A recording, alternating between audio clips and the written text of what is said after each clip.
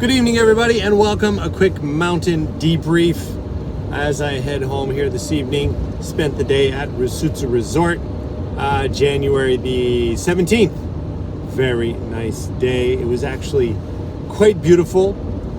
We started off with some real low temperatures in the morning and then did warm up. Very little wind.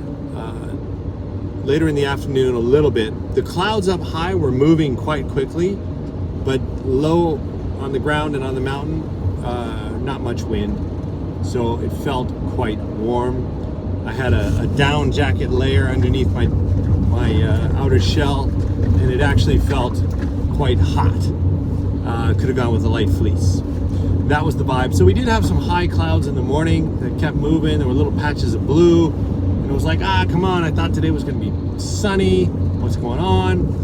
And finally, about 11:30 a.m., close to noon, the sky did eventually clear up beautifully, and we were left with this real gorgeous blue sky. A lot of fresh snow has fallen the last week here in Hokkaido, so all the mountains, Yote, Shiribetsu, all the mountains you can see, Lake Toya, like everything is covered in a beautiful layer of fresh white snow. Rusutsu conditions are good, very good. Today, like everything was pretty tracked. Obviously, a lot of people had been out yesterday and maybe the day before when it was more snow. So the last 2 days, I think the 15th and the 16th were kind of big days. So a lot of people out, all the lines in the trees and the bowls, everything had pretty much lines everywhere. But you could still pick and choose and find little nooks and crannies where there was some leftovers, and we were getting into that and enjoying that. And the snow was still soft and nice. Now on the south facing and kind of westerly facing aspects, it did start to get a little heavy and wetter as the day went on, with the sun being out that much. But still, really gorgeous conditions. The groomers, very nice. Everything is covered. There's no rocks and stuff like that around. So yeah, it's really good.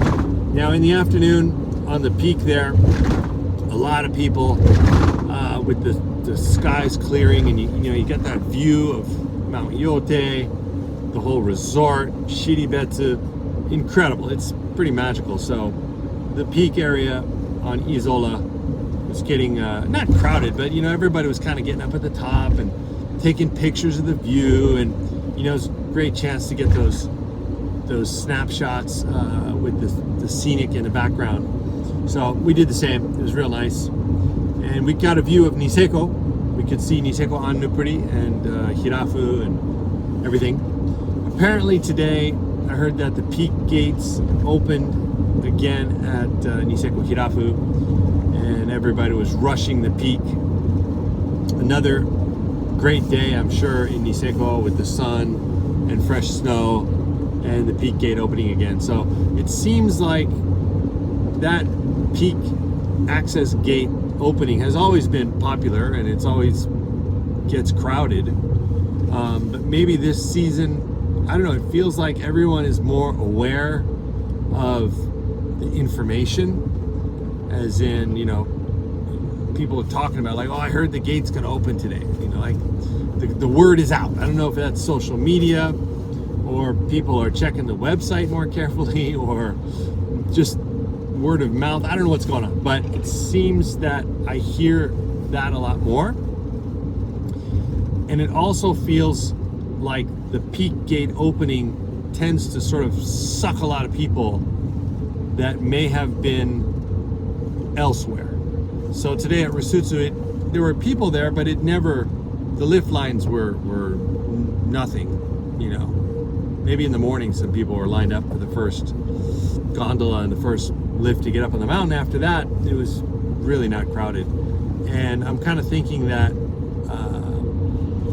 the gate openings in Niseko are now affecting other areas. So if the gate opens, a lot of people are going to be heading over there, which means Rusutsu and Niseko Moiwa and other places are going to not be as crowded. So that is something to keep in mind. If you like less people on the mountain where you're skiing or snowboarding, if the peak gate is opening, it might be a good day to go somewhere else. Unless you're into bagging those peaks. You know, I gotta bag the peak, man. Gotta get over there to the Niseko peak.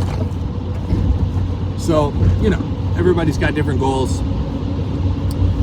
There were a lot of lines on Shiribetsu today. Now, I'm not sure if that is from the heliboarding. There is a heliboarding operation run by the Hokkaido Backcountry Club. They have a great operation running the heli on Shiribetsu. There was some kind of thick cloud cover on top of the mountain all morning, so I don't know if they were able to get the heli up there. I never heard it, and I never saw the heli, so I kind of have a feeling it was people hiking the mountain. And I did hear some people in the morning in the lift line saying, oh, there's a bunch of people hiking up Shiribetsu already, super early. So kind of feels like there are a lot of people, especially the North American and even more so the European contingent. We get a lot of skiers and snowboarders, but especially the skiers, the Nordic countries, France, Italy as well, Spain. A lot of people come over, groups of 5 or 6, up to 10, maybe have a guide. And man, they love to hike and are very strong hikers. So I think we're seeing more and more people.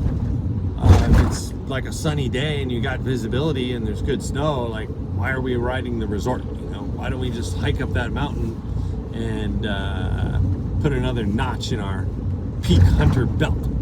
So there's always lines on Shiribetsu, so that's not uncommon. But there were a lot of them, and there were like good lines. You can kind of tell when people kind of know what they're doing, or it's a group that has some experience and they kind of spread out and they leave a pretty nice trail, and you can go, there's some people who kind of knew what they were doing. So that was the vibe. So that is basically my mountain debrief, a little info on Niseko there, peak gate openings, Rusutsu, good conditions. A little warming. Tomorrow it's gonna start to cool down again, but no real big snow on the horizon for the next 3 or 4 days. Looks like we got some kind of cloudy conditions. Maybe we're in a little bit of a lull. This does happen around this time of year. There's always that sort of year-end, beginning of the new year storm cycle, and we went through a perfect one.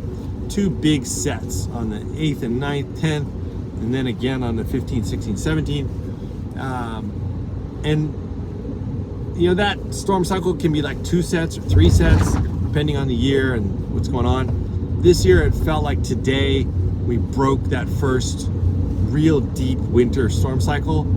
And, you know, we get a warming trend, the snow melts, the snowbanks on the side of the road get a little dirty. And then after that, you kind of wait for the next storm, and it sort of restarts again as we get close to February. So it kind of does feel like the end of the first big winter storm set. All right, that's about what I got. Thanks for listening as always. What else? Oh, yeah, if you watch my latest S-Log video, I rode the new Solomon Hill, not new, but, well, I guess it is new from this year, 169 Hillside Project. They put out a longer board there. It's a beautiful board. Absolutely beautiful to ride. Like, instantly sort of fits. I need to adjust my stance a little bit more just to really dial it in, and I need to get used to the tail. It's kind of different. It has that more freestyle snowboard size tail. Most of the boards I ride are either like swallowtails or sort of a tapered tail that comes down narrower at the back, and I'm used to having that real quick maneuverable tail. The Hillside is a little wider. You have more kind of stability and size in the back there. So I just need to get my stance dialed and just get the feel of it a little bit more. But what a beautifully crafted, really well-made snowboard. Well-made and well thought out. Like it really rides beautifully. And it's just like balanced, you know? I think that's the thing with like swallowtail boards or really, you know, wide boards or kind of these unique snow surfing boards. They're going to be kind of lopsided in one direction. They're going to be really great for something, but they're not going to be so great for other conditions. Whereas this hillside project is a really balanced piece of equipment. Like we rode through all kinds of conditions today. There was some nice powder. There was also some really choppy stuff. There was like steep kind of wind-packed stuff. Man, at the end of the day, I was feeling it. My legs were like getting pretty tired. Got to work out today, but the board handled all of that stuff beautifully. Really beautiful. 169. And you can feel it. It's like, ooh, this is like a freestyle snowboard, but it's big, you know. And I haven't had that feeling since way back when I rode the supermodels, the Burton supermodels, back when they had really long ones back in the day. It was like I think there was a 172 and even a 179. There was like some really big supermodel boards back in the day, and it was kind of reminiscent of that. But this board is way better than those supermodels were, for sure.